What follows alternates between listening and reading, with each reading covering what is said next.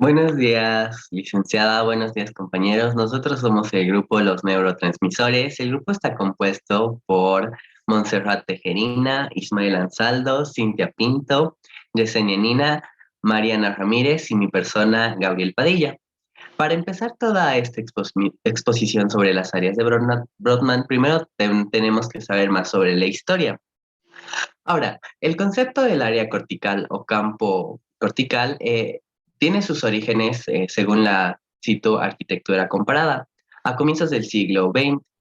Estos serían los años 1909, alrededor de esos años. Entre todos estos anatomistas sobresalieron y destacaron en su cultivo, destacaron Joseph Chaum, Oscar Cecil Bock, Alfred Walter Campbell y sobre todo Corwin Brodmann, el cual todavía se sigue utilizando el mapa de Brodmann para localizar los datos que se obtienen a través de las técnicas de la neuroimagen. Ahora, un médico alemán, Corwin Brodmann, nació el año 1868 y murió el año 1918, se hallaba al frente de su esfuerzo como un pionero, ya que este propuso un mapa cerebral que fuera más allá de una mera herramienta para la localización. En la última instancia debía servir de base para una teoría comparada y orgánica de la corteza cerebral. Fundando las condiciones anatómicas, hubo notables precedentes. Para que Corwin Brodmann haga este hallazgo, antes también hubo muchos avances. El primer avance para la neurociencia fue el año 1664, cuando se publicó el libro de La anatomía del cerebro. Subsecuentemente se hallaron ilustraciones de Christopher Wren, quien sirvió una técnica ingeniosa de la conservación del tejido y vasos cerebrales para plasmarlo con nitidez y una disposición espacial. Eh, en los siguientes años, en los años del siglo XIX, se cometieron los primeros esfuerzos para poner la correlación de la anatomía cerebral con las funciones del cerebro a través de los déficits neurológicos que se observan en pacientes. A ello lo contribuyó la obra de Franz Gall, Jean-Baptiste, Robert Todd, Luigi Roland y muchos otros neurocientistas de medicina de aquella época. Louis Pierre y Frank Leret, neurocientistas, cartografiaron los pliegues y fisuras de la corteza cerebral. Pusieron nombre a los lóbulos frontales, temporales, parietal, occipital. Sin embargo, el gran paso lo dio Paul Broca y Carl Wernicke junto a Ludwig Lettin. Luego, una vez ya sabemos toda la historia, debemos saber qué es la corteza cerebral. Pues la corteza cerebral es una área que se fue evolucionando hace más de 150 millones de años, alcanzando su máxima complejidad en nuestra especie. Y es lo que se supone que nos hace humanos. Es la parte exterior de nuestro cerebro, la cual recubre la superficie del mismo y, por supuesto, está compuesto por los hemisferios, tanto el izquierdo como el derecho. La misma está compuesta por la sustancia gris, también la cual tiene distintas capas. En estas tiene 6 diferentes, ya siendo la capa molecular, la granular externa, la granular interna, la piramidal externa, la piramidal interna y la multiforme. Además, la corteza cerebral está dividida en tres: el neocórtex, la periocorteza y la arquicorteza.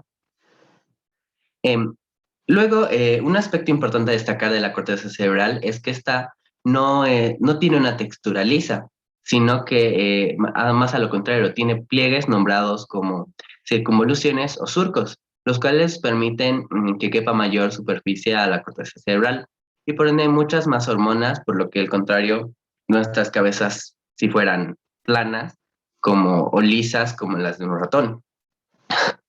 Una parte fundamental de la corteza cerebral que se divide en diferentes regiones, denominadas las áreas de Brodmann. Su nombre es en honor al científico que mencionamos anteriormente. Cada una de estas áreas tiene sus distintas funciones cognitivas. Muchísimas gracias. Bueno, las fisuras o surcos también, bueno, se dividen en cuatro. Las más importantes son la cisura de Silvio o lateral, como se la conoce, y la cisura de Rolando o la cisura central. Bueno, la cisura de Silvio, el cual genera lo que es un surco entre el lóbulo temporal, que es esta parte de acá, entre el lóbulo temporal y el lóbulo parietal y frontal. Después de eso, el lóbulo central o de Rolando, el cual crea un espacio entre el lóbulo, lo que es el frontal, y el parietal que se encuentran por esta zona. También está la cisura de calcarina, el cual lo divide el lóbulo entre el lóbulo occipital en dos partes, en dos ramificaciones acá. Y por último, ¿cuál es la cisura parieto-occipital? El cual separa el lóbulo occipital del lóbulo parietal. Y son importantes cada surco, puesto a que genera, o bueno, más que todo, almacena las neuronas y estas pues son muy importantes, puesto a que genera los que son los impulsos eléctricos, también genera una transmisión entre la información sensitiva, la información motora y la información cognitiva del ser humano. Es por eso que es importante la división que se tiene entre los surcos. Gracias.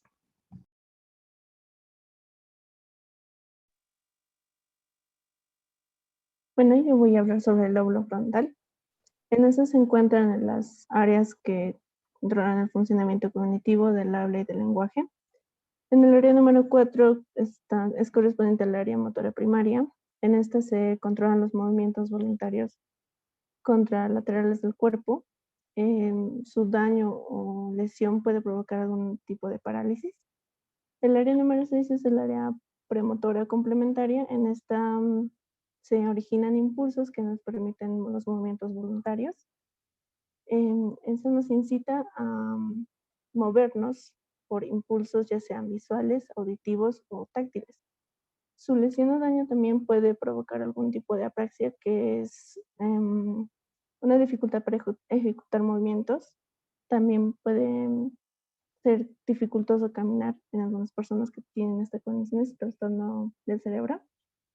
El área número 8 facilita los movimientos oculares, el movimiento de los ojos, la dilatación de los mismos, también los reflejos visuales.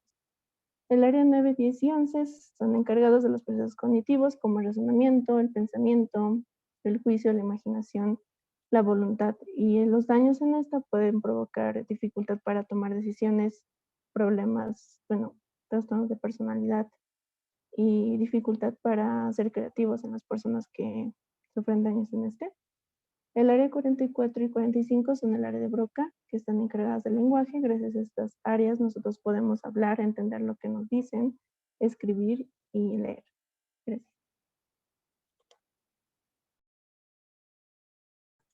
Bueno, ahora el lóbulo parietal puede dividirse entre sus funciones, donde una implica la sensación y la opinión, y otra hace referencia a la integración de la entrada sensorial, sobre todo con el sistema visual.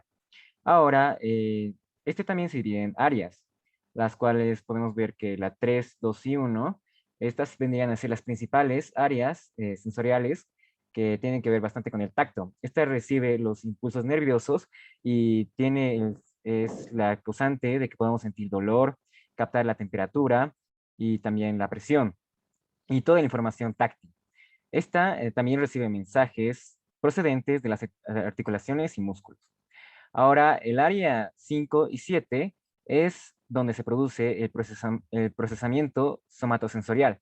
Esta conforma la región sensitiva secundaria y es la encargada de recibir información del sentido de la vista. La procesa y controla los movimientos corporales que nacen con la respuesta a los estímulos visuales. Ahora, por último, el área 39 y 40 son la circunvolución angular. Esta tiene que ver con la comprensión de las palabras y la capacidad de organizar y verbalizar ideas adecuadamente. Gracias. Bueno, yo les voy a hablar del lóbulo temporal, que es una de las estructuras más complejas que hay. Se pueden diferenciar por varias zonas que existen 4.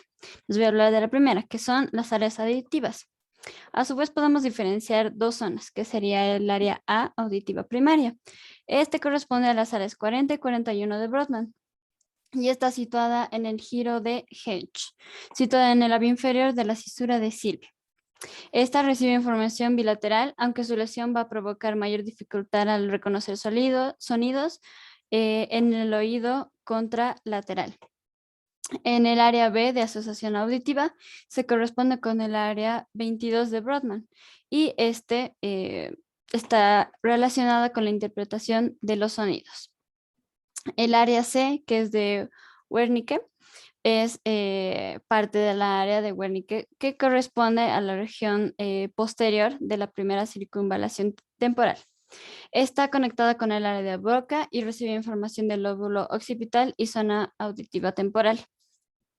La segunda sería el neocórtex posterior basal, que está relacionada con las áreas 20, 21, 37 de Brodmann, que estas están conectadas a las áreas visuales y con el circuito límbico.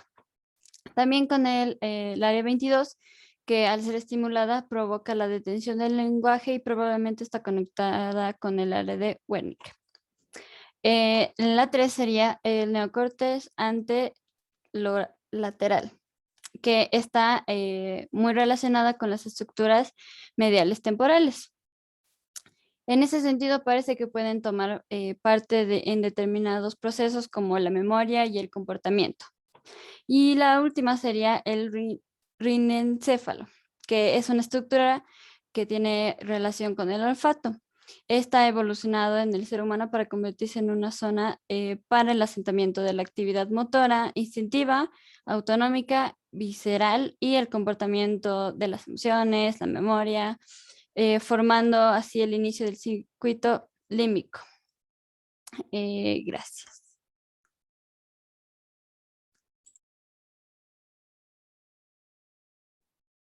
Yo voy a hablar de lo que es el lóbulo occipital.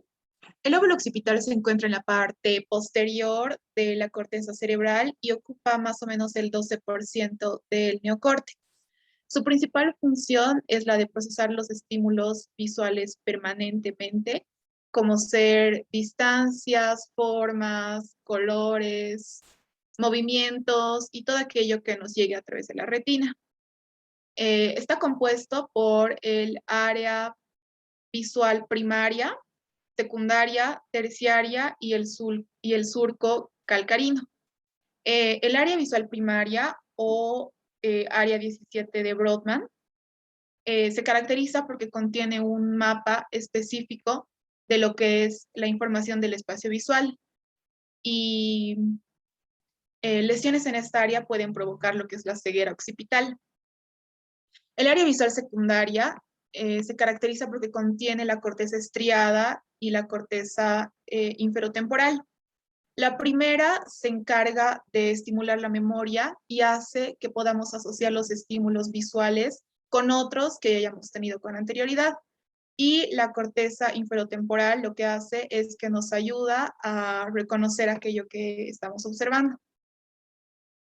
El área visual terciaria, aparte, o también área 19 de Brodmann, aparte de recibir la información de las estructuras anteriores, su principal función es la de procesar el color y el movimiento. Las lesiones en el lóbulo occipital, ya sea por alguna caída, por accidente de tráfico o por infecciones, lo que produce es una visión ciega o ceguera occipital que se caracteriza porque el paciente no puede ver muy bien las formas, ve formas difusas e incluso no puede reconocer bien las formas, el color, etc. produce también alucinaciones visuales, que es cuando la persona ve todo lo que le rodea de una forma torcida, con colores extraños y puede ver las formas muy distorsionadas, como todo muy pequeño, todo muy grande. Y también produce un cierto tipo de epilepsia, que es la epilepsia que se genera a través de cuando el paciente está expuesto a ciertas luces muy intensas. Eso hace que le provoque un ataque epiléptico debido a que se sobreestimula lo que es las neuronas en el campo visual. Gracias.